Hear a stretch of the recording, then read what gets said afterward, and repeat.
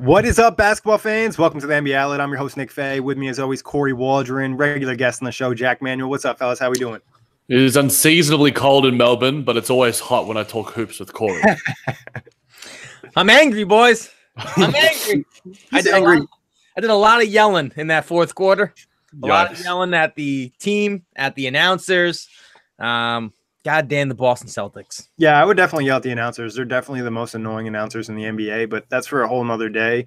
But Kory, we'll let you get right into it. I won't even give my spiel for iTunes and whatever. What were your thoughts on that game? Obviously, Kory hitting the game winner and the Pacers, having a gritty game. Yeah, I mean, the first quarter, the Celtics had a sense of urgency, you can say.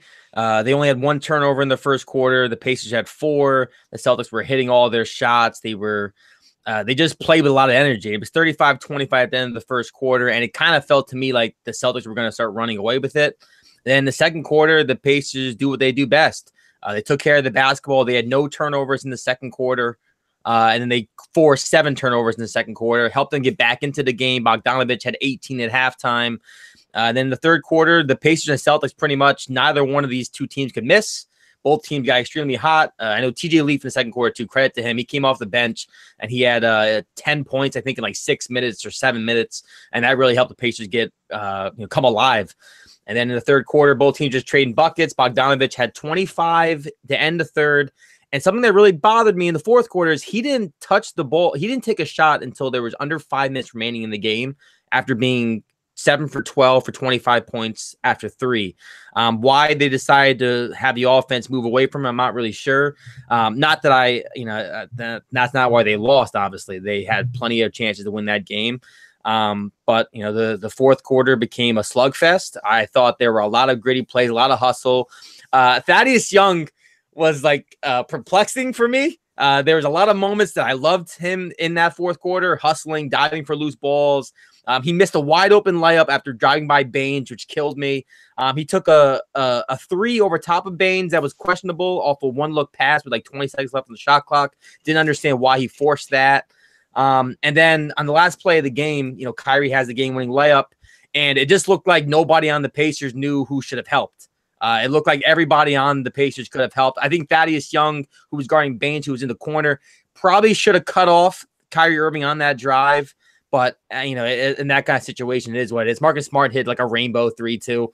That was crazy 3. Shot clock winding down. Bogdanovich played good defense on it. But it is what it is. And also foul trouble. The Celtics got to the line a lot in that fourth quarter, especially right when the Pacers started to kind of get a little bit loose with the ball. Turnover-wise, the Celtics took advantage and got to the line. Sabonis, I know, had 3 fouls in a row in the span of 2 minutes.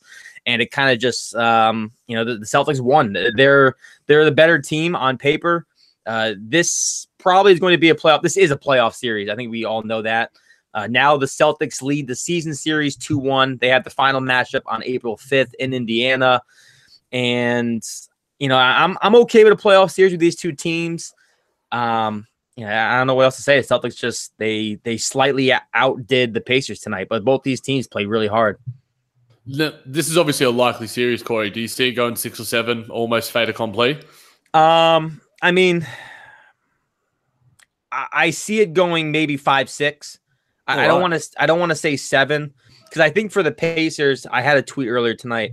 When the Pacers have Oladipo, they're an A- team, I think. When the Pacers don't have Oladipo, they're a solid B-level team. The Celtics, I think, on paper and in the 7-game series, that's an A team, which is the talent, the depth, the coaching. That's who they are. I think the Pacers being a B-level team, you can beat a team like that on a good night, but you pretty much have to be perfect. That's turnover-wise. You can't afford to give up turnovers. I know that the Celtics, I think they had 34 or 36 fast break points this game. You just can't let the Celtics get out in transition like that. They're going to kill you. I know they had 25 through 3. So for me, I just don't think the Pacers, in instance, have enough offense to really maintain a deep series run against the Celtics because they really, I think, have to be just about perfect. What would you say is the matchup maybe the Pacers could take advantage of in a series, if any? Against the Celtics? Yeah. I mean, realistically, it is Thaddeus Young. If they're going to play, I mean, Aaron Baines, I know, played a season high or career high minutes tonight for the Celtics. And Thaddeus Young really toasted him a couple times off the dribble. So I think that's a matchup if they're going to try and play big, because obviously the Pacers are Sabonis and Turner and Thad. That's a pretty big three they have there in terms of size. So if the Celtics are going to play a guy like Baines, it's attacking Baines.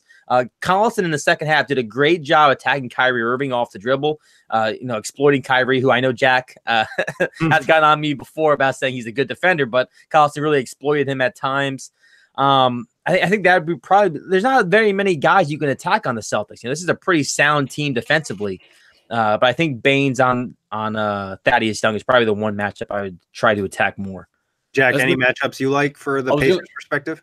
I was going to say, as an outsider looking in, it's more of like a collective, whereas this Pacers team has the chemistry probably better than any other team in the NBA, similar to what the Celtics had last season in the absence of their sort of two stars. And they're playing, to that sort of potential right now. They're playing at a level that is incredibly consistent, whereas the Celtics, you don't know what you get on any sort of night, and their consistent has been, shaky at best. So I think the Pacers as a collective have, from 1 through 9, as much talent, as much as Kory grades them, B, B+, A-, whatever it is.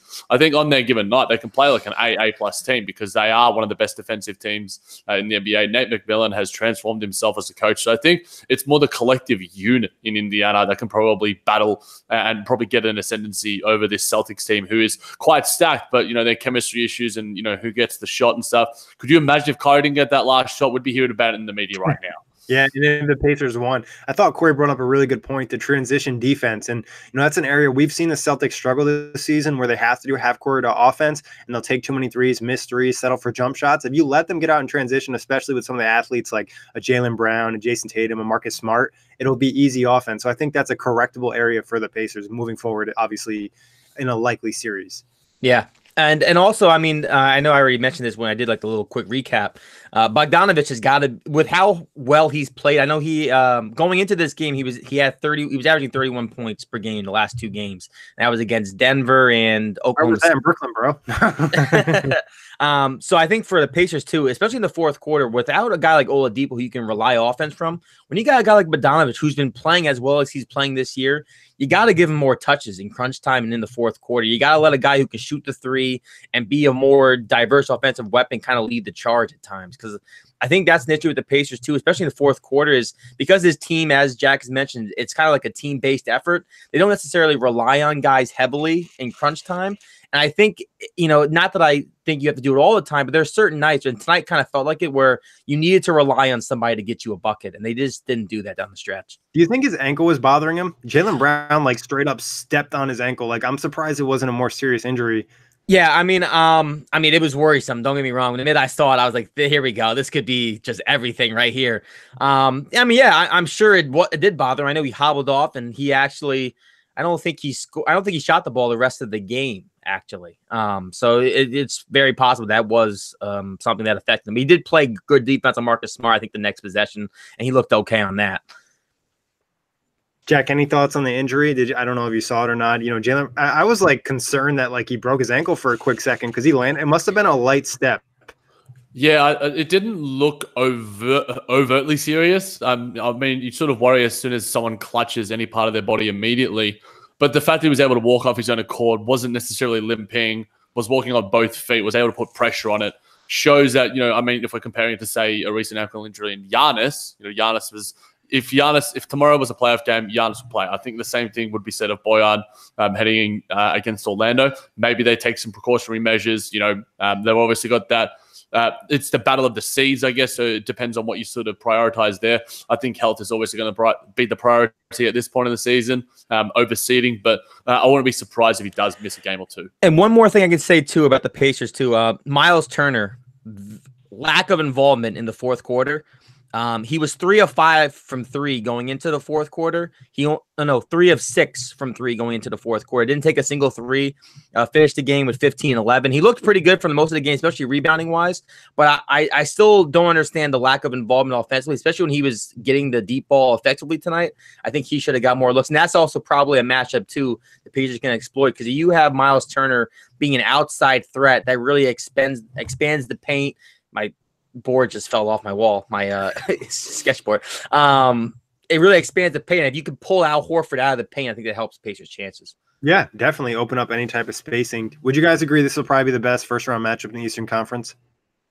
Yes. I think that it's probably, whoever the Bucks first in the 8th seed, Orlando, Miami, Nets, whoever it is, that'll be probably. But I guess if the Pistons go to 7 and they somehow land up in a matchup against Toronto, I think that'll be pretty entertaining with all the storylines with Dwayne Casey and the history there. Could be pretty fun as well. But I think this probably is the one that extends the most, which is why I sort of think it'll be a 7-game series. What do you think, Kory? I think this is probably the most talent in a first round series we're gonna have in the East. And I mean I think maybe Jack, if it goes 7, I think if the Pacers get home court. If the Pacers don't get home court, I think this is a 5 or 6 game series.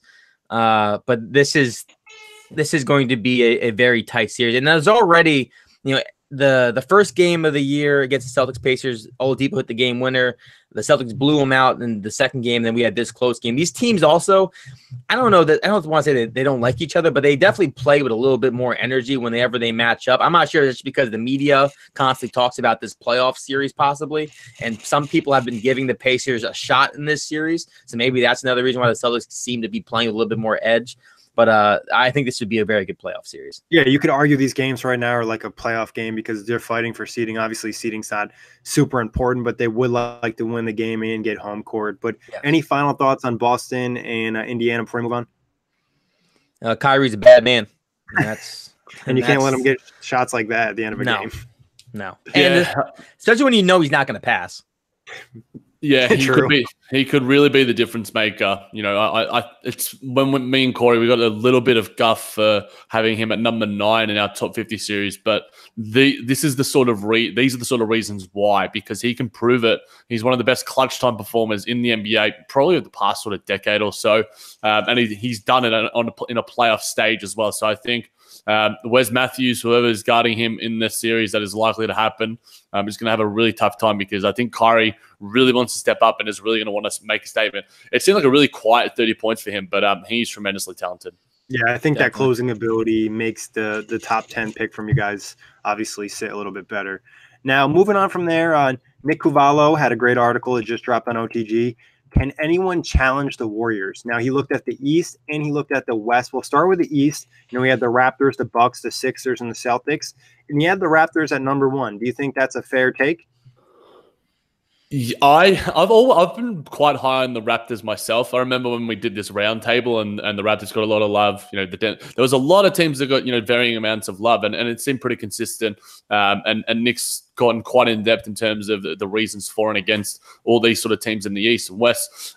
He might have a little bit of bias being a Raptors fan himself, but he's also very measured in his biases, so to speak. So the reason why I've always thought the Raptors have been one of the number 1 contenders is plain and simple Kawhi Leonard. He's done it against this team before Zaza Pachulia stuck his foot out and injured him, and the rest is history with his time in San Antonio. So I think that is probably what separates them to an extent.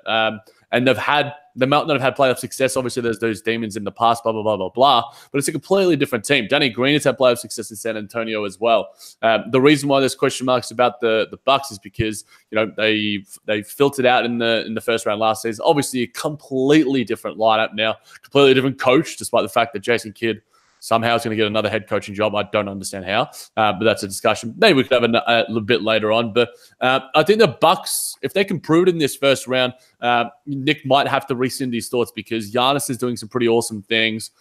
Their health, Nikola Mirotic and Malcolm Brogdon, I think will have an effect. But the Raptors are low-key doing some nice things. They're just going to have that chemistry going, and Kawhi playing every night. It's going to be fascinating to watch. I mean, I think everybody knows from my stance on this podcast throughout the year, I'm still going with the Bucks as the biggest threat to the Warriors in the East right now. Now, yes, is slightly dampered, so maybe I wouldn't move the Raptors up because the Bucks obviously don't have Malcolm Brogdon and Nikola Mirotic is out currently. But I think overall, when the Bucks are healthy, I love the defensive versatility. They are the number 1 ranked defensive rating. The number 1 defensive rating in the NBA currently. Their offense is fantastic. Giannis Antetokounmpo. And today I was looking at MVP numbers and just kind of comparing Harden and Antetokounmpo. I'm not talking about the MVP race, but looking at just like the per 36 numbers for Antetokounmpo, because keep in mind, this guy doesn't play heavy minutes. He's only playing 32 minutes per game. And per 36 minutes, he would average 30 points and almost 14 rebounds a game on 6.5 assists. So I think when you have Antetokounmpo playing those boatload of minutes, and he's already kind of rested to this point to a degree, I still like the Bucks matchup-wise in the 7-game series against the Warriors. And then, the East has some just really top-level teams in terms of like starting lineups that match up with the Warriors. Yeah, I could definitely see the argument for the Bucks, but I've been like pro Raptors all season. One thing I like about the Raptors is their small ball versatility that they have. The guys that can go out there, they can play Pascal Siakam at center if they need to in a series against the Warriors, if they're going to throw Draymond out there. And they have guys they can throw at KD. They don't just have to throw Kawhi. They can throw Siakam at him a little bit. And I just like the depth they have. And, obviously there's always a talk about the Raptors hadn't been able to do it in the playoffs, but now they bring a guy like Kawhi. They bring a guy like Danny Green. They bring a guy like Marc Gasol. All have playoff experience and more playoff success than probably what the Raptors have had. So I think that really pushes them probably to another level. But I don't mind the Bucks. I am a little concerned about some of their players maybe being exposed in a Golden State series. Kory and I have brought this up before. I think Brook Lopez would have a really tough time against the Warriors. I agree. And honestly, he's a crucial part of their offense. The fact that he shoots 7 threes a game, if not more, at this point in the season. So you lose that kind of 3-point threat, and who knows what the Bucks offense looks like, because that's been a crucial part of their offense. If he's nailing threes, though, like you get him hot early, you run some early plays for him, then you can turn it on its head. I'm always one that buys into conventional wisdom, like you guys are sort of saying. But at the same time, all these sort of bigs like Rudy Gobert, Clint Capella, they get played out of these series. But if they're making dunks, if they're making screens, if they're individually playing well and making an impact on the court, then they force the Golden State Warriors to make it changes to their own sort of schemes. Despite the fact that, that Death lineup is one of the greatest lineups in the history of the game and has changed the face of the game as we see it, so to speak, I don't buy into it as much. I think that there's still, there's a reason that he can have an impact. Whether he's playing against DeMarcus Cousins in the starting lineup, I think he would play DeMarcus Cousins off the court because DeMarcus can't move laterally whatsoever. So obviously how they sort of match up with their bigs will be a fascinating sort of watch if they're lucky enough to get there. I think that Golden State would have an easier time adjusting to Lopez knocking down threes than the Bucks would if they were trying to expose Lopez every time, in the half-court offense, getting him in an isolation situation. I love Brook. He's probably one of my all-time favorite players, obviously his time with the Nets. And I think if they just got him in open space, and even Cousins, like at the percentage he's at, not obviously 100%, I think I would still feel pretty good about him defending Brook. It's not like Brook's really spending much time inside the paint. You could probably even throw KD on him at this point because he's just not going inside quite as much as he has in the past. But if he's staying on the perimeter, then he forces DeMarcus out, and then that opens up. DeMarcus. They don't even let's be realistic here. Do they need DeMarcus on the court? Not really. No, but we know Steve Kerr and his sort of history when it comes to the center position. Obviously, they've got Andrew Bogut now, who they could stick out there as well. And I mean, I would put I'm not a big fan of Kevon. I think he's a good-ish player. But in terms of that, if they're going to play, 40 minutes with Draymond Green at center, then so be it. But I think that I don't know how often that will happen. It should happen if it's a final series. But Steve Kerr has made some questionable decisions. He's a great coach, but he still makes some questionable choices when it comes to that center position. And I think that Brook Lopez, if he could drag out those guys, and that opens up the lane for a Giannis who can really beast down low if there's any sort of space. And I think that Giannis could, have a real impact. I think he could be, a Golden State killer, so to speak. If there's the fact that he can just get into the lane at will, I think if he can make his presence felt, I think that this is the most susceptible the Warriors have ever been to defeat over the past 4 years or so. I think that's not a hot take whatsoever. This was a hot take or shot fake, but they do look a little bit wary, despite the fact that Kevin Durant is just making shots left, right, and center, as I did a little bit of a breakdown on OTG. Yeah, shout out to you for an excellent thread, and also shout out to KD for just being disgusting and knocking down threes that were like, it almost looked like it was about to be a block shot, and he's still knocking down like swoosh. Like it's kind of crazy, and that's what's kind of worried about the Warriors is like, yeah, they're not playing great right now, but what happens if they just turn the switch in a first-round series or someone really pisses them off, and all of a sudden they're just cooking? You could say that I'll play devil's advocate. You could argue the fact that, what happens if Kevin Durant doesn't get enough shots and, Stephen Curry and Draymond Green, they're arguing they lose a game or two. I think that it goes both ways, as much as it's a lot easier to think of the fact because we have the history behind it. But On Kevin Durant, do you guys think he's getting enough credit in the sort of MVP race? Because I think a lot of people are sort of looking under the radar when it comes to him. Stephen Curry's probably, a lot of people have him higher in the MVP race in the sort of top 5 standings, so to speak. But at the same time, a lot of other people are putting him as, the best player in the league today due to, what's happening with LeBron James and everything there in LA. What are your thoughts on KD this season, fellas? Well, I can say the best player debate and the MVP debate, they don't go hand to hand to me, especially not this year. This is just a different debate. And then the MVP race for me, like it's Antetokounmpo and Harden, and then you can tell me someone's 3rd, 4th, and 5th. I really don't care because that you're playing for 3rd place in my book. Like I think number 2, the 1 and 2 guys are just so far ahead that I think you can make and I'm sure Kevin Durant's in it. He probably would be in my top 5 along with Joel Embiid might be in there. Paul George I think would surely be in there. You can debate. Jokic would be around there. Like I don't know because I'm being honest. I really haven't thought much outside of Harden after the Kumpo. There was a brief 2 weeks where I had like Paul George in mind, and then that kind of went back down to earth. Like I just am not looking outside of that. But I think anytime Durant has a huge performance, we're just kind of like reminded like, oh wow, yeah, this is like a once in a generational player who's, an MVP caliber player and likely going to be the best player in the world very soon. I think the narrative when KD signed with Golden State was pretty much like, all right, nobody on Golden State's going to win an MVP anymore because they're all so good. Not to say that's fair, but I think that's a narrative that just kind of came with it. So even though KD might be playing at an MVP level, people will be like, well, he plays with Steph, he plays with Clay, and now they have DeMarcus Cousins. Oh, yeah, and Draymond Green. So, I think he'll never be able to win another MVP probably in Golden State unless there was, a serious injury. Not to say he doesn't deserve it, but I think obviously MVP is so narrative-driven. And I'll say – sorry, I just want to piggyback up real quick, Jack. I'd also say that one stretch with Curry being out where the Warriors struggled with Kevin Durant leading the charge kind of thing, I think that just kind of dampered maybe his season to a degree. Not that he hasn't been playing great afterwards since Curry came back, but there was that stretch without Curry where we kind of all thought oh, once again, Curry's the most impactful player on the Warriors. Even with Durant and Clay there, they can't seem to win games. I don't think he was that bad. I think it was Clay at that time who was shooting, sub 40%, and Draymond wasn't making shots at all. I think Kevin Durant was actually the only good player over that stretch. The fact that they were still able to win some games, and I think we hold them to a much higher standard. But Kory mentioned the fact that he would have him higher than Steph in his MVP race. Nick, I mean, it's a more philosophical debate than anything. It's not really going to change anything. But I'm just curious to hear, would you have him above Steph in your sort of top 5, whatever, so if you were to sort of rank the MVP candidates? I'll just be really annoying and say I have them tied. That's a cop-out if I've ever heard it. I said I was going to be annoying. I mean, it's hard to say because, if you look at the stats and, the wins with Steph there, and obviously I think one thing about Steph, and I've always felt this way, is that his leadership and, what he brings to the team, his morale is just such a boost for everybody. It seems like, you hear a lot oh, this guy's so great off the court. But it really seems like everybody loves Steph. I can't think of one player who said something negative about him. I think LeBron was really peeved with him during that sort of when he sort of the Steph come up was happening 16, 17, 14, 15, when they sort of really started rising. And now people were questioning, LeBron's sort of, stranglehold on the NBA. There were murmurings happening. I remember specifically that LeBron was pretty pissed. He was just like, this guy's the face of the league now. This guy just chucking threes. Are you serious?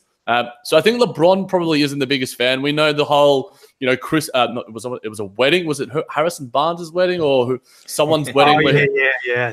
So there was that whole drama as well. So I think Steph gets a little bit petty as well. I'm a big fan of his. I think that everyone is. He's a lovely family man. He's got all the Christian values, blah, blah, blah.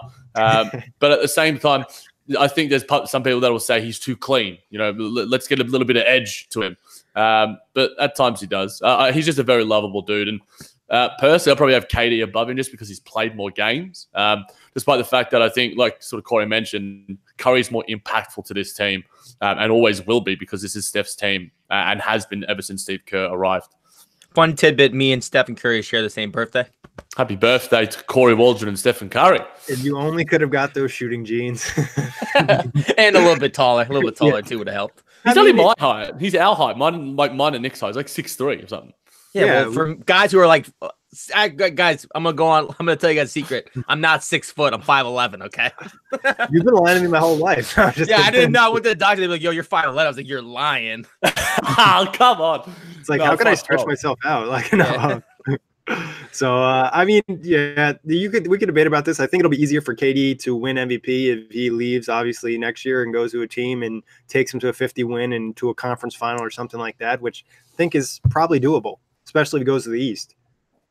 Yeah, definitely. I mean, I think KD, I think he's probably one of the most underappreciated superstars in the history of the game. And that's saying something. A guy I think I was going to go down as top 10 of all time. And I mean, I was in my formative years when MJ was sort of taking over, but KD is the most pure scorer I've ever seen. And just imagine having that confidence just to be able to know, yeah, I can get a shot over you. Doesn't matter if you're 7 foot, because he is 7 foot. Like, we've seen the pictures of him standing next to like DeMarcus Cousins, and he's like taller than him at Team USA. Just imagine being able to like have like the handle and everything. It's just it's insane. He's an absolute marvel, and I think, you know, if the whole narrative, it was funny. I think people are starting to talk about it a little bit now. I think I saw it on Twitter. When is Giannis going to turn like in a similar way that KD sort of has? Because, you know, the real MVP, KD, was absolutely beloved. And a few years later, obviously, it was the Golden State Warriors move. Right. But yeah. Giannis, it's just fun to sort of debate. Similar with Joel Embiid. Joel Embiid's starting to finally get a little bit of hate after, you know, the sort of comeback story from injury. But it'll be fascinating to see if Giannis ever gets that. But for now, and I'm going to be talking about it on JBT in terms of the face of the league thing with Giannis as well. But discussions for another day, I guess. Yeah, and I think sorry. The thing with the narrative for like KD, obviously, that made him underappreciated is the fact he went to Golden State. If he stayed in OKC, I think everybody still loves him. If he went to, let's say, San Antonio that year, if he went to Boston or one of these other teams, I still think he'd probably be a little bit more loved. And then in a Joel Embiid aspect, he kind of like loves to hate. Like, he likes to be annoying. He likes to kind of annoy you, the players, the fans, whatever it is. Like, he just has a little bit of annoyance about him, where I think Giannis doesn't really do that. Obviously, he plays with an edge. He's talked about not training with other guys, being like KG and Kobe. But I think he's almost more likable in a sense just because he doesn't try to annoy anyone. And then I don't know if you guys saw the video today of like him hugging that little girl after she drew pictures of him. So cute. Yeah, like that was like my favorite video of the day. I'm feeling like a dad. I'm getting old. So cute. I just want to say that I think like the narrative changes whenever a player starts winning a lot. That's when you find out he's either going to get loved or you're going to hate him. It basically, when a player reaches a certain level, like when LeBron started winning all the time, it was either, all right, I love LeBron, or now I'm completely against LeBron. Then it was the Curry aspect became the same thing. You either loved Curry or you hated Curry. So I think players just kind of go through that. I don't think Steph has lost it, though, like you sort of said, Kory. I think that Steph has stayed beloved. And yes, you get hated when you win. But I think, you know, I agree. I think that it'll start happening for Giannis soon enough, if they're lucky enough to, you know, if they win a championship, you know, the year after, he's going to get a lot more sort of, you know, probably critics and haters, whatever you want to call them. But at the same time, he doesn't do, like we've sort of been talking about, he doesn't do much wrong off the court. On the court, he's an absolute anomaly. He's one of the greatest physical specimens we've ever seen. So it'll be fascinating to see that sort of turn, and when it happens, whether it happens in this postseason or the next postseason, because, you know, championships aren't given. And, you know, despite the fact that Milwaukee are absolutely on a tear right now, it might not happen in the fact that, you know, if he doesn't win it this year, then he might not ever win one. You either die a hero or you live long enough to see yourself become the villain. Great line. Great line. With great power comes great responsibility. Yes. Another great line. All right, but we want to move on from the MVP talk and get to the Western Conference of Nick's article, where he brought up OKC, Houston, and Denver. I believe he still had Houston at the top, you know, OKC as kind of like a low-key option, and then Denver as the least serious threat out of those teams, and probably the Eastern Conference teams as well. I think there's only one legitimate threat right now. I was big on the OKC bandwagon because I was big on them in the preseason as well, but they've sort of dropped off a little bit. I think they're playing Denver right now. I'm not sure what the score is. I have to check into that. It was quite close early on. But Houston have sort of, you know, solidified themselves as the second best team in the West. James Harden is probably the main reason for that, but Clint Capella's back and healthy, which certainly helps. Having that pick and roll threat, really good screener, and he monstered Nikola Jokic the other night as well. Chris Paul's back in really good form. We would have had him higher in our top 50 for Kory and myself if he was playing at this level for the entire season and was healthy. So, and they've got all these sort of ancillary pieces that are starting to do a little bit. Iman Shumpert, Daniel House, all these sort of guys off the bench, Gerald Green. PJ Tucker's, incredibly consistent for them. So I think that they've now got, a little bit there that can, they're not the Houston Rockets of last year because that team was historically great, like one of the best individual regular season teams of all time. They just still miss that probably one wing who can probably defend a KD when, it comes down to it because, is it Shumpert? Is it PJ Tucker, who's been playing a lot of center? And Eric Gordon's form has been really shoddy this season as well. It's like yeah. I think, getting House back on the team, obviously there was a talk about him possibly not signing because he wanted the NBA contract and not having that possibility. I thought that was really big for the Rockets to get him for their final push. Like, I think he's an underrated aspect. I might even like adding him more to the NBA roster than adding Iman Shumpert and Kenneth Faried. Yeah. Yeah. Yeah, I think of these three teams, Houston is. I think Nick's right. Houston probably is the biggest threat. OKC, as you mentioned, Jack, they've kind of squandered since the All-Star break. Obviously, Westbrook's playing fantastic now. He can actually shoot again, which is great to see. But everybody, a great article on that. Yep. But everybody else seems to be taking a dip. And then Denver, I just don't think they're there yet. I think they're just too young. I just don't think they match up right with the Warriors just yet. Houston, I still think they're more of a threat to the Warriors this year than last year. I'm not saying that they're a better team than last year. I just think, as Jack mentioned earlier in the show, the fact that the Warriors just seem more beatable this year between chemistry issues, between just the fact that going for a three-peat is hard to do. It wears on you mentally, physically. That's just another element. And like you guys mentioned, Daniel House has been a really nice addition. He hit a step back the other night that was James Harden-esque. Harden, obviously, fantastic, 36 points per game. Can he do it still in a deep playoff run? Can he do it in a game 7? Can he continue that kind of ISO ball? His usage rate is 40%, which is ridiculous. It's like Westbrook in his MVP year. It's absurd. But I do like the Rockets. I think they have just a chip on their shoulder too. And when it comes to the Warriors, they just play them differently. It's one of those teams that you just get like an extra amount of energy for. You take an extra shot of adrenaline before the game almost. So I like that aspect of things. But as you guys mentioned, Eric Gordon is going to be like a huge X factor. Because if the Rockets want to actually beat the Warriors, they need the three-point shooting. And Eric Gordon has got to be a 35 to 40% three-point shooter, and he's been dreadful at times. Yeah, they need him to be efficient and average 20 in the series. Like, Gordon is the type of guy that can almost play at a fringe all-star level, or he can play a below-average starter. So it's what are we going to get in the series? What's going to happen with him? I'm going to be really interested to see what happens with Harden. I almost think Harden hurts himself because he's so interested in playing every game where it would make a ton of sense for him to rest a couple games before the playoffs. Yeah. What were you guys' thoughts on the fact that, I love the mentality of, I'm a hooper and I'm going to hoop until I can't. But is that where you need a guy like Mike D'Antoni to step in and make the executive decision, Daryl Morey, go down and go, look, we know it, mate. Giannis could be missing a few games as well. So this could be the perfect time to just have a couple of days rest and, get a little bit fresher because what matters is the postseason. And that's the narrative for James Harden that is against him going forward in terms of he is already an all-timer.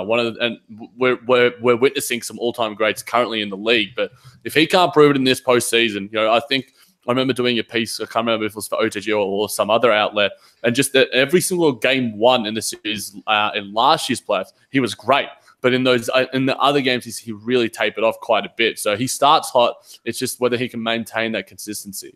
Yeah, I agree. I think it would just make sense for somebody in Houston to be like, hey, James, you've been awesome. You've been awesome for the last couple seasons. You've been playing at MVP level. You don't have anything to prove in the regular season. If you want to be an all-time player, and obviously Jack already mentioned he is, but if you want to get into that top 3 shooting guard rank, which you possibly could because you're putting up historical seasons, you need to have an historical postseason. And if you do that and you beat Golden State and you win a championship, that'd be the type of thing that'd be all right, I'll forget about the last 2 years. I'll forget about that mono block.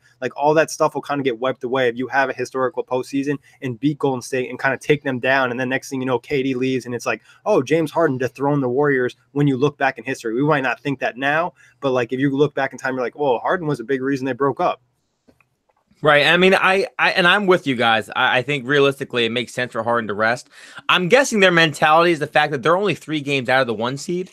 But like again, like I say that, but then I look at the standings and is like playing San Antonio in the first round, like really like ideal is being the 2 seed and playing OKC, the ideal matchup. Like it doesn't even really matter what seed you get in the West because you're going to have to go through a tough opponent anyways. But I'm with you guys. It makes sense if you're trying to win a title, if you're trying to have a deep playoff run. The fact that James Harden had to carry this load for the majority of the season as stretches with basically no help, playing a boatload of minutes. I think he plays like 37 minutes per game because per 36-minute numbers actually go down. Lower. Yeah. I'm right there with you guys. Somebody needs to step up. Maybe it's even Chris Paul. Like, yo, I'm always hurt. Like, you need to like rest. Up like me. Yeah, you don't want to be like me when a deep playoff run and get breaking down. So. I would play devil's advocate. Maybe Houston's like, you know what, that 1 seed, like last year, we almost beat Golden State and we had home court. Chris Paul doesn't get hurt. We win that series. Maybe they're looking at it like, yo, they're not getting the 1 seed. I think that's it's a fallacy to think that they're going to get the 1 seed. I think that they're pretty set in 3, and 2 or 1 is going to Golden State. And I think it almost works out better if they were to tank into the 4th seed. If Golden State gets 2nd and Denver end up getting the 1st seed, because then they can avoid them until the latter rounds of the playoffs. And I think that works out better because it allows you to rest players.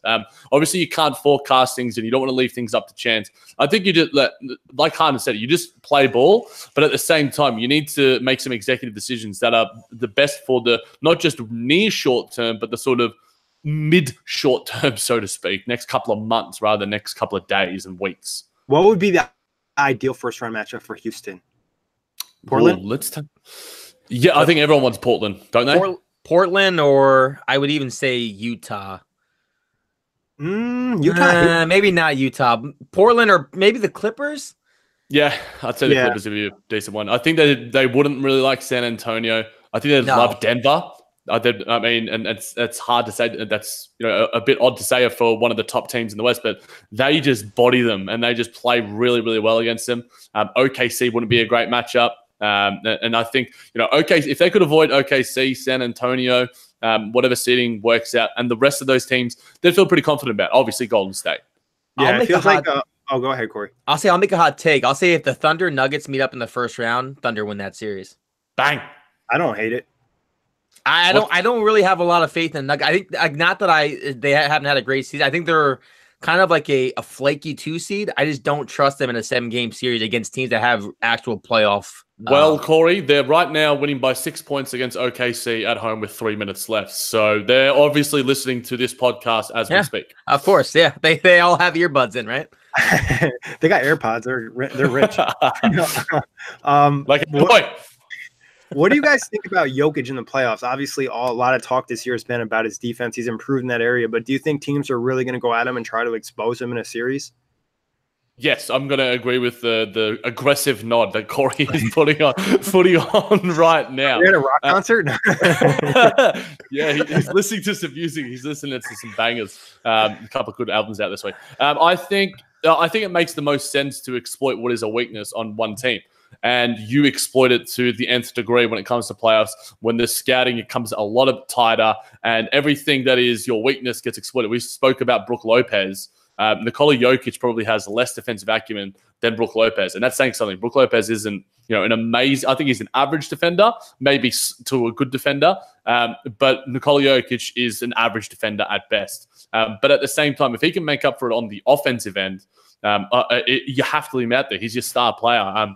So I think it's going to come up to guys like Gary Harris are going to really need to step up. He's had an okay season. And Jamal Murray's going to really need to make an impact. This young sort of team and who that sort of rotation is. I really like Monte Morris. I really like their bench lineup, but their starting 5 has some question marks at the same time. Paul Millsap has some good experience, but in Murray and in Barton and in Harris, there's some question marks there. Yeah, you need a Harris to kind of get going. He's had a really banged up season. It feels like he's missed a lot of time. The hope would be for Denver that their team defense is able to cover him up, but playing a guy like Will Barton obviously is not ideal defensively. So, they'd need Millsap and Harris to really push their game to another level to kind of protect Jokic in a sense. I agree. I think that's the matchup you attack. I'd also say that I think in some series, I think Denver would probably experiment with like Paul Millsap at a small ball 5, just because it gives him a little bit more defense, and the fact that Millsap is just he's an all-around player. He give you a little bit of rebounding, a little bit of playmaking, a little bit of scoring. But like you guys said, Jokic is Jokic. I'm so bad with this goddamn name. Jokic.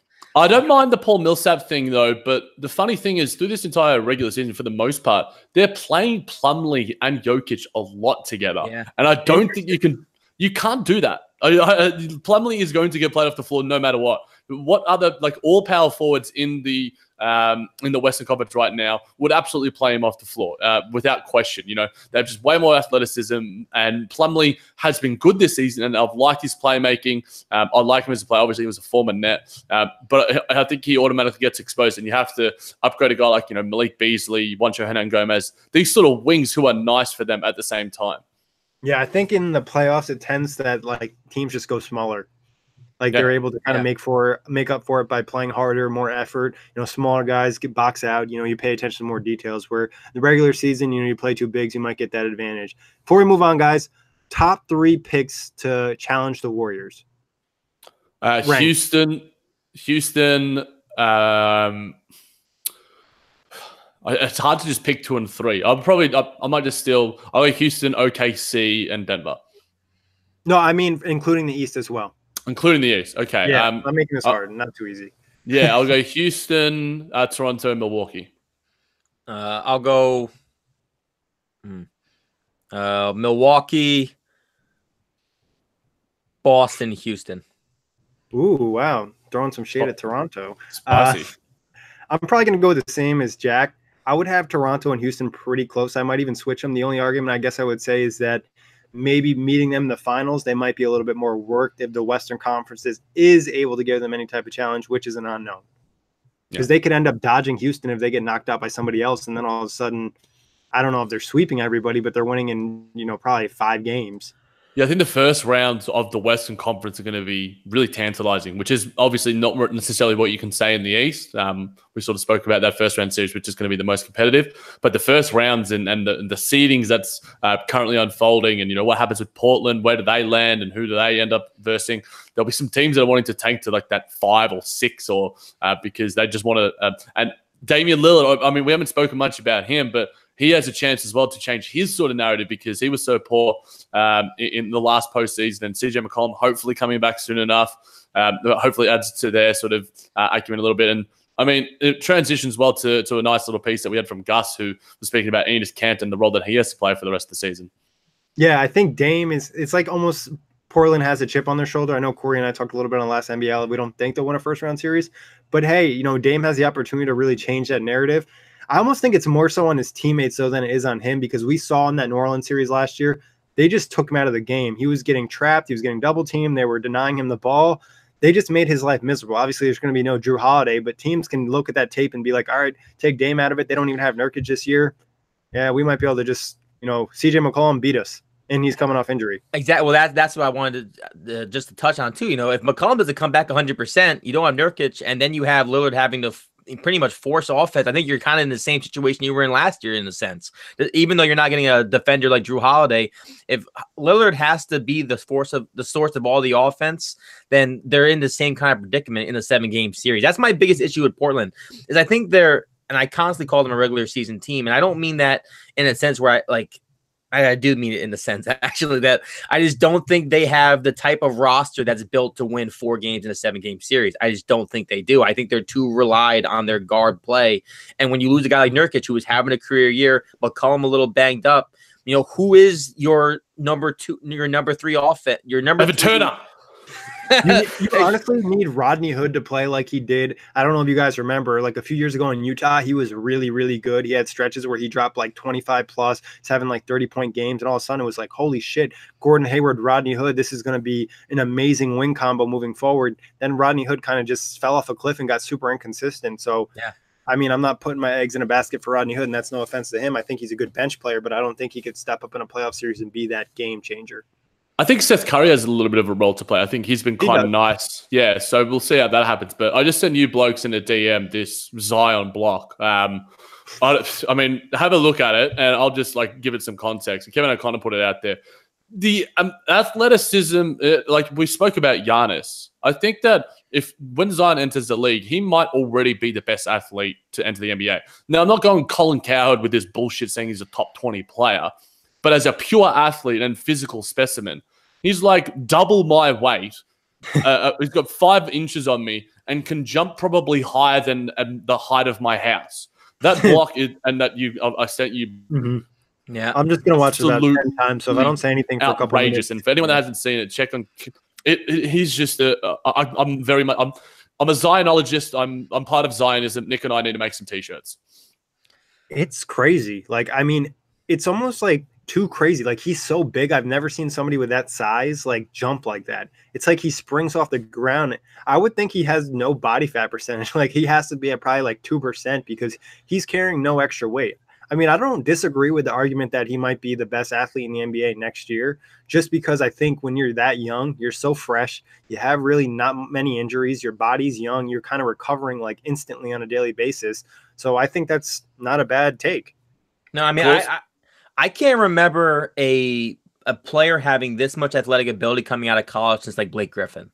Like, that's like the last guy I can picture who had, and Blake Griffin didn't even play this kind of defense. That's another thing. Zion, defensively is where you see some of the crazy athletic abilities. The fact, he had that the block on the closeout 3. Oh my god, that is one of the like highlights of like the season, NBA or non-NBA. He jumped from like the free throw line to the 3-point line. I'm just like, it's amazing. And like, this is why the NBA and sport in general is so wonderful and marvelous, because there's just these new wrinkles every day. It was I can't speak highly enough about it. Yeah. I haven't watched a ton of college basketball, but I've seen some highlight packages of his perimeter defense as well. Like, his defense, I think he's instantly going to probably come and have an impact. Obviously, the small details of kind of learning an NBA defense and some of the calls are going to make differently, but he could have the direct impact. I know people have questioned a little bit his offensive game, but defensively, he looks to be like a specimen you could bring in that size. You could play him at that small ball 5. I don't think he's going to have a problem boxing out a lot of guys. He's just that big and that strong. It's like, I don't know what he ate as a child. And I think this is one thing that's true. And I think is he a little Ontario? Well, like, it's in high school, he was like 6'3", and then he just like exploded. He got a little bit too chunky, and then like he slimmed down, and now he is just peak. I mean, imagine getting into an NBA system. But I think as well, one underrated thing about him is that as much as he is easily the best prospect, he doesn't play with that sort of like arrogant mentality. He still tries like a mofo. Like, he is giving energy day in, day out. He's a hooper. He wants to be the best player, and he wants to make an impact. And he has like, he doesn't like rest on his laurels. He knows he's good, but he still plays with energy and intent and does the little things in the intangibles, which is not what you normally see from these sort of guys. A lot of them will sort of coast on their talent. Zion does anything but. Yeah. Team player, high character too. I think that's something that, you always have to take into consideration that kind of people undervalue. I think the Nets need to start tanking now, Nick. Jack, shut up. That honestly, I think to myself sometimes, I'm like, yo, if the Nets don't make the playoffs, could God please bless us with the #1 pick?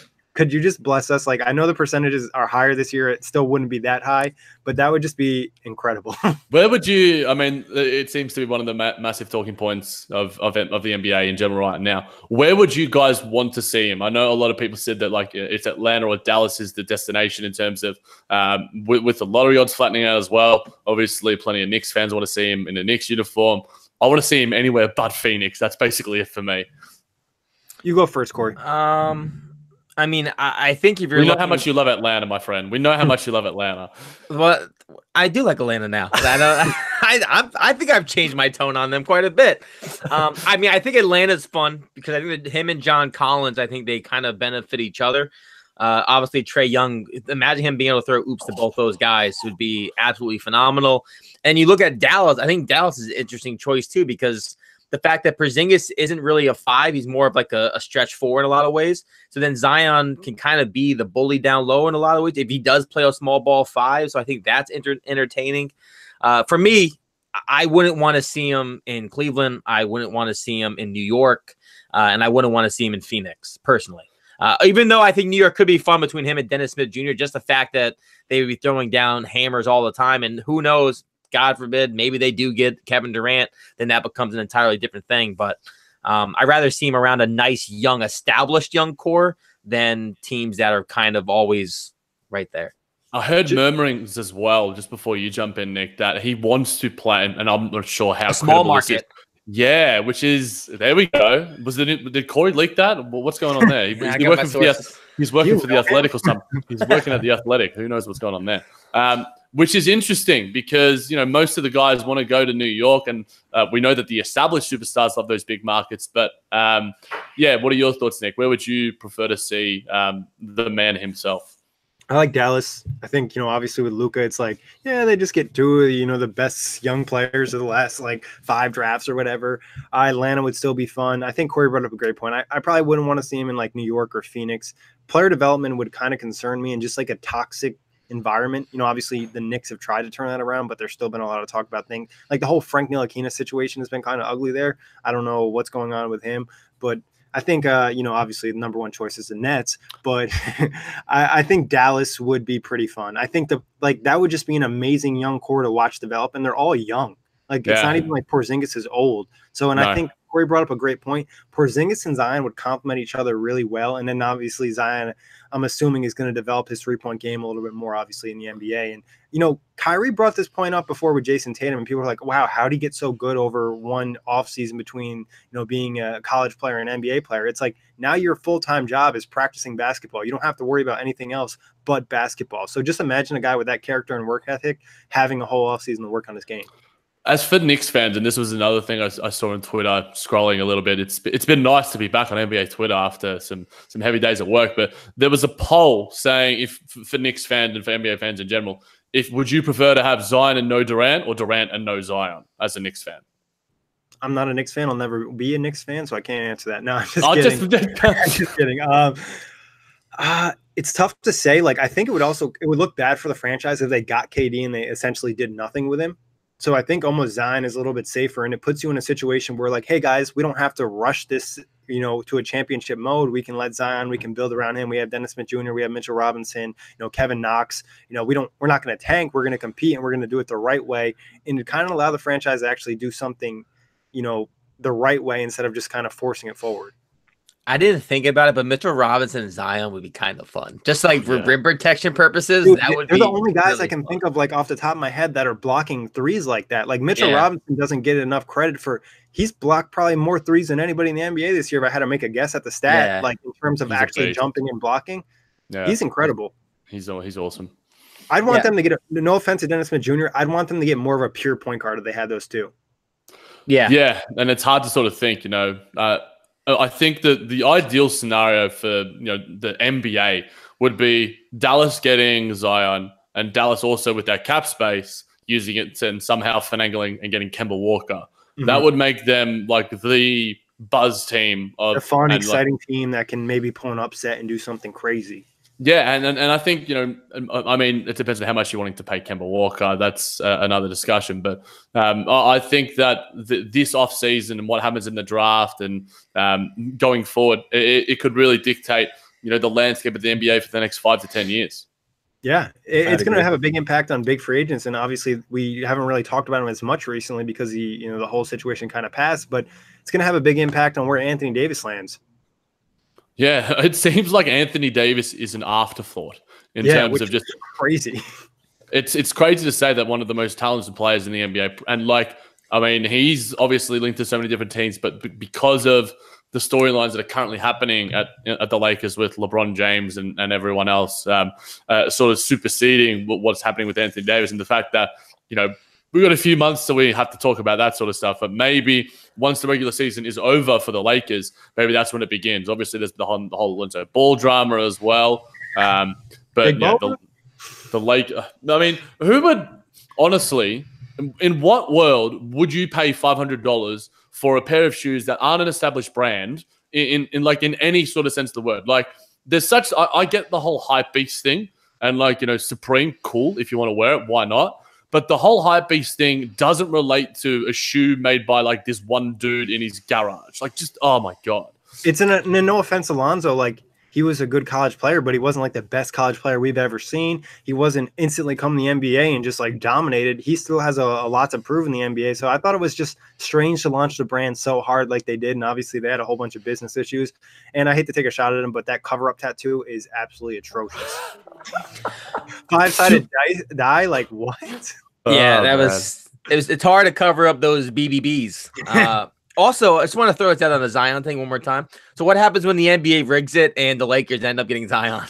Oh, please. They trade LeBron. No. We can take two ways. We can go talk about the Lakers and LeBron right now, or we can talk about how the Pelicans GM search is going to impact Anthony Davis trade.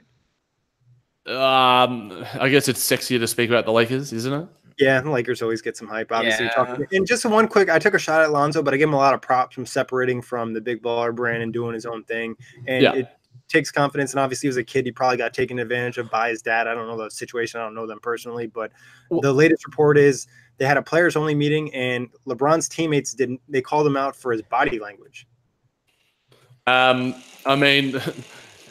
I think that we saw some minor things around this with Kuzma starting to sort of get a little bit peeved at LeBron's lackadaisical nature. There was an Instagram post from some random trainer saying the truth will come out about LeBron's injury. He should never have been playing. I love LeBron. I love him like no other. He was listening to like a J. Cole song on Instagram when the whole thing of like Kobe being the great, like him saying he was the GOAT, and it was saying, MJ and LeBron are equal. He just does such a good job at twisting the media narrative to his own benefit.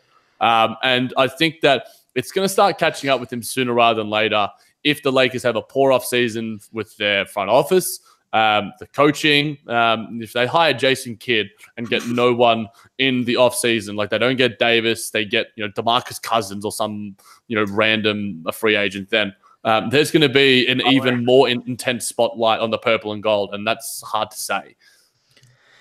Yeah, I mean, we've seen it numerous times this year. And we saw last year with Cleveland. If a guy takes a bad shot or there's a bad defensive set or something, if LeBron misses his guy and someone doesn't pick up his guy, LeBron's upset. The body language is a major thing. I know that times I have shitty body language because my friends are like, you're like, I can tell you're being an asshole by your body. I'm like, God, I'm sorry. True. I agree. LeBron does this, right? And then, he takes those subliminal shots. He's always, and I posted the video from his story that you mentioned right after he posted the J. Cole stuff. He just posted a bottle of whiskey or whatever in the jar in the face. And it's just like, man, where is your head at? And then today, I see a video of Miami Heat LeBron James. And now this is, maybe I'm just like reaching into something, like when LeBron had a chip on his shoulder and like felt like he had something to prove, like I just think everything was different. The body language, just like his body language since he won that last ring with Cleveland, the 3-1 comeback, has just not really been the same. And I know he mentioned in that one conversation with Maverick, they had that meeting. He was like, that's the ring that made me the greatest of all time. Like openly saying that. Like, I just think his entire mindset has changed. Like, he doesn't feel like he has to prove anything. He doesn't have anything to prove. Don't get me wrong. He's going to go down as one of the top 2 greatest players of all time. But like, it's just like a lack of accountability at this point because he's already done so much that he just thinks he's above it all, in a sense, is what I feel like at times. And I think like when you have all these young guys, it just sets the bad tone. Like you can't expect everyone to play and expect to like bow down to your greatness if you aren't setting the example anymore. And he used to, I feel like, set that example. And now I just think he doesn't care to set it. Like he just thinks it's, I am the greatest. Like you guys can just like figure it out. I don't know if that made any sense, but that's kind of how I feel. And I think it's the difference between playing with like a veteran team like you had in Cleveland, not to say they're all vets, some of them were still young, but having guys like Kevin Love and Kyrie Irving, who are somewhat, they were established at the time, all-star players. Now you're going to a young team where some of these players don't really necessarily understand the NBA. And there's been criticisms about the Lakers organization and their player development. Like Jack and I know from D'Angelo Russell, and this isn't taking necessarily a shot at the Lakers, but he talked about coming to Brooklyn and them just being a completely different organization and having things set up for him to understand how to be an NBA player, where these Laker players, they're so young, they don't really know what's going on. And also you brought up a great point. I think when you're leading, you need to kind of set the tone from the start. And that's like, maybe not the entire season he needs to play amazing, but the first 20 games, you need to be just going out there, diving for loose balls and just setting the tone in every way possible. I think the turning point for me wasn't necessarily the chip, the greatest comeback maybe in the history, not even a basketball, but a sport, was game one of last year's finals when that was one of the most phenomenal playoff performances, basketball performances I've ever seen. And a lot of other people have, I'm not the only one saying it. Yet it was one little blunder that changed it all and changed the entire tone. I mean, we know he loves the dude loves his Henny, but apparently doesn't love it that much. But I think that was the turning point for him in terms of the fact that, we sort of spoke about Zion, not resting on his laurels. I think LeBron is doing that a little bit, Kory, like you sort of alluded to. And he needs, whether it's another vet or just something else to give him that spark to sort of get that motivation back. Normally, you don't need that, external motivation if you're an athlete. But when you've been doing this for 20 years, the grind is there, and you don't. There's no realistic chance of being a competitor to this dynasty right now. Whereas next season, if they get a couple of free agents here and there, they get a decent coach who LeBron respects and is on a decent level with, and that's one thing. Like, he's never had a coach other than Eric Spoelstra who has necessarily held him accountable. And even then, it's generally LeBron and the rest of the organization. And that's still the case with the Lakers, despite the fact that they have this mystique right now. And, didn't he blow like a raspberry in reference to the fact that of the moves that were made in the offseason? So he loves being able to twist everything to benefit him the most. And LeBron James is the reason why I follow basketball. But I think to be an unbiased sort of observer, he's twisting things a little bit too much in the sense where it just makes him look better than he actually really is right now. Like, something that's drove me crazy the last month or so is the fact that obviously the Lakers are playing for nothing. And I get you're still you're still playing and whatever, but him dancing after certain layups and dunks and flaunt, I don't know. I just I don't know. It just rubs me the wrong way, I guess, because you got 32 wins and the season was an absolute failure. But I'm not saying don't have fun playing basketball. I'm kind of torn on this. There's just certain things he does where it's just where's your head? And I guess that's what just frustrates me, because as you mentioned, Jack, I was a big LeBron hater, and that last year in Miami, even though they lost to the Spurs, and then when he went back to Cleveland, I fell in love with him. He became the greatest player of all time in my eyes, and everything changed. But that killer mentality just isn't there anymore for me, and I don't know, it just bothers me. Do you think if they got Anthony Davis at the trade deadline, that we'd be having a completely different conversation in the Lakers would be in the playoffs, and LeBron would probably be competing at a higher level? Because with AD, they would probably have at least a chance to beat anyone in the playoff series. Not saying they would, but it would just give them the possibility. If you have, it's kind of like Kyrie and LeBron when they were just kind of carrying those Cavs teams. Not to say the other guys didn't step up, but when you have two superstars at that level, it can kind of ascend you to a different thing. So I think LeBron at that point was like, yo, this team ain't going to do it. We're not going to do anything. We'll make the playoffs. We'll probably get swept in the first round. That might even hurt me more than if I missed the playoffs. So let's try to force this trade for AD, do everything we can. We obviously know his ties with the agent and his agency. Yeah, it'll be interesting to see. This sort of season is going to be a blip on the radar in terms of LeBron James's resume, the injuries, the Lakers in general. But next season is going to be telling in terms of, we spoke about in so many different ways, the NBA landscape is going to be different. But for LeBron James and in his individual legacy and the Lakers legacy, it's going to be insane what happens, and it's going to be absolutely wild. And I think beyond that, because, the 2020 class is absolutely putrid. If nothing happens this season, then LeBron James is going to have to go, look, I'm going to have to go Cleveland 2016, 17, 15, 16 mode and do this all myself. And can he do it at that age? I don't think he can. Is he in and I think that this is probably a poor comparison, but we make it because it's the GOAT sort of conversation. Is he now in, MJ Wizards mode, so to speak, with the Lakers right now? Not necessarily as bad and as old and as poor, but is his rise, his stranglehold in the NBA that we've been spoken about earlier, is that gone? It seems to be closer and closer to the fact that it's going to happen. It feels like him and KD are playing tug of war right now, in a sense, where KD's playing the best player. You can make the argument for Giannis, and LeBron's getting pulled, and it looks like he might just kind of tip over at this point. So it's something to consider. And I always think this is kind of an argument that's never brought up for the MJ versus LeBron thing. MJ retired. He got time off. He played baseball. That's cool. He played in the minor leagues, but the physical toll it takes on your body to play baseball and basketball is completely different. So I think like asking LeBron to keep carrying it over, especially with all the final trips, like you talked about the physical fatigue, like, yo, he went to the finals 8 straight years. Like that's so many games. And we talked about how he had to carry the teams, like putting up 50 against the Warriors, which I don't know if anybody in the NBA could have done that last season. No.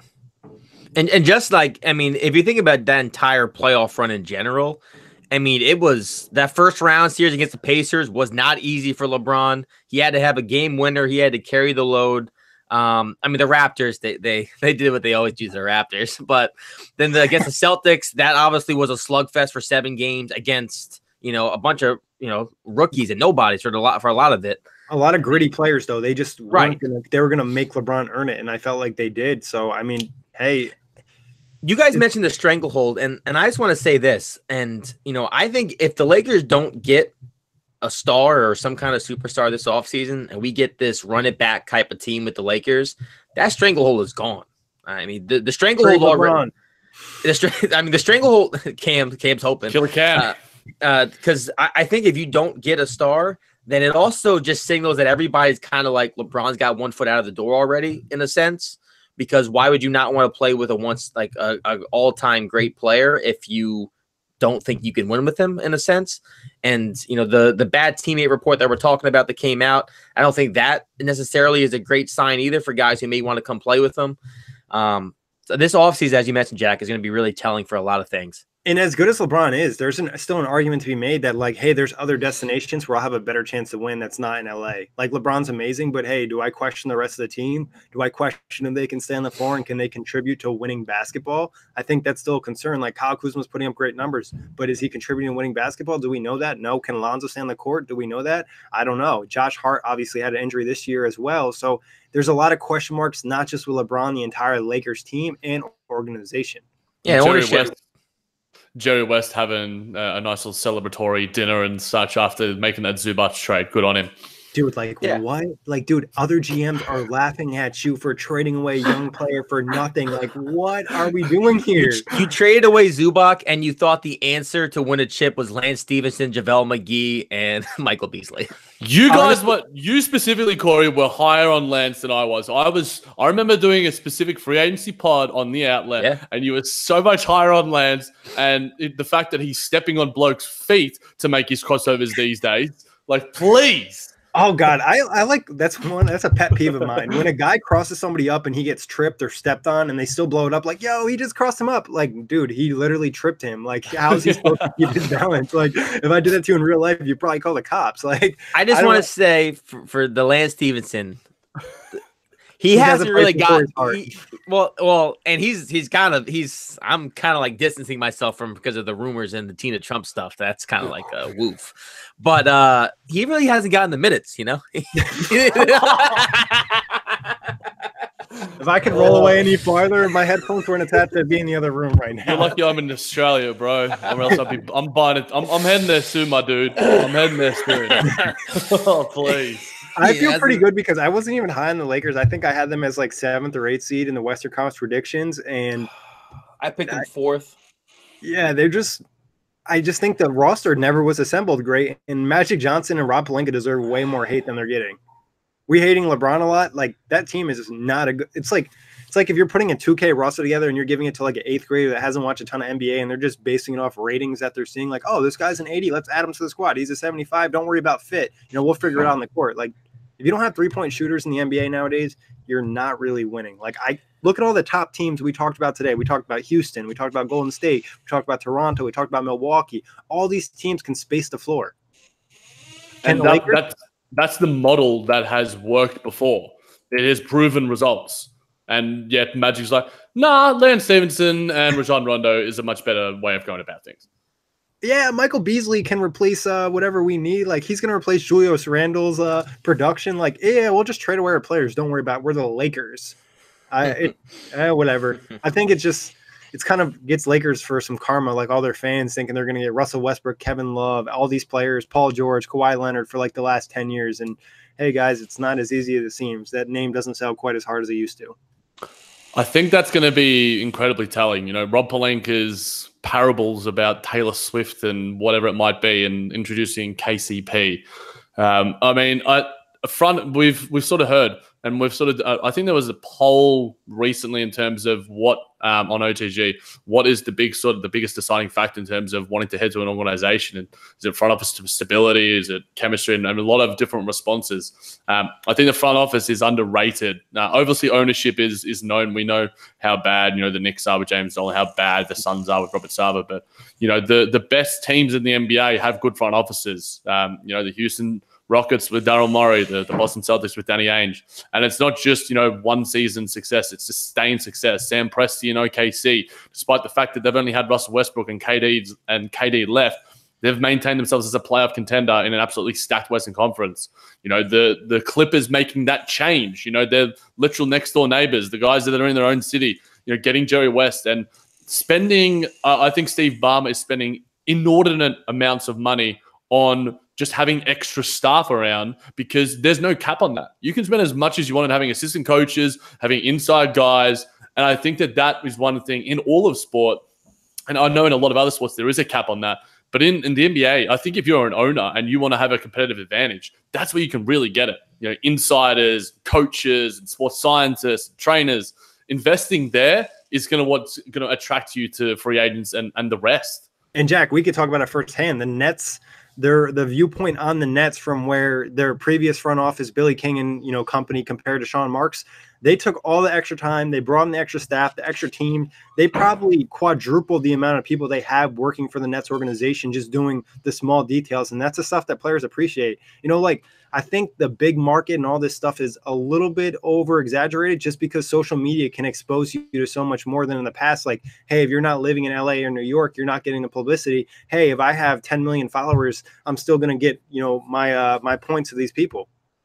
Yeah, exactly. I think that there's a lot. I think that how Jeannie Buss, navigates this going forward, the coach, the front office, what is the plan, in terms of LeBron is there for the next 3-4 years. What is your plan to maximize success in that 3 to 4 years with LeBron James? Because we've already seen him waning, and I think he's almost got another little tidbit in relation to LeBron James. He's almost got an eye on just waiting for Bronny and where he's going to land so he can verse him or be on the same team.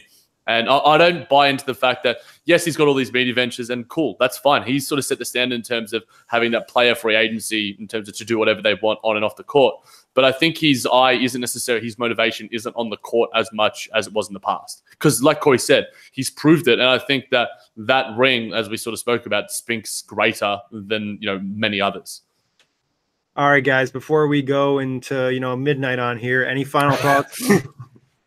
I like talking about basketball.